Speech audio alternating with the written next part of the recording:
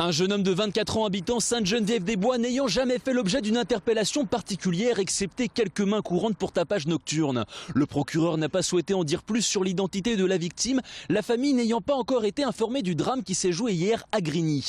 Rappel des faits, 4 fonctionnaires du commissariat de Juvisy patrouillent dans le secteur de la Grande Borne.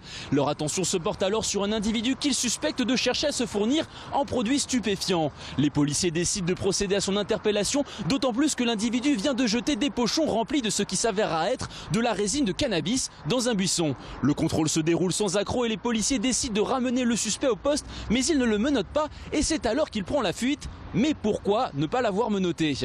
Je crois simplement que les fonctionnaires de police adaptent leurs gestes aux situations face auxquelles ils se trouvent, selon la nature des contrôles que l'on fait, des personnes face auxquelles on se trouve, on décide d'intervenir avec une coercition ou sans coercition. Les collègues ont fait exactement ce qu'il y avait à faire. Lorsque la personne est incriminée pour des faits, semble-t-il, pas trop graves, pour lui éviter de se retrouver notamment en garde à vue, on évite la coercition. Au moment où l'individu traverse la nationale, il est percuté par un premier véhicule qui le projette de l'autre côté de la voie de circulation. Et là, d'autres véhicules le percutent à nouveau. Le jeune homme trouve finalement la mort.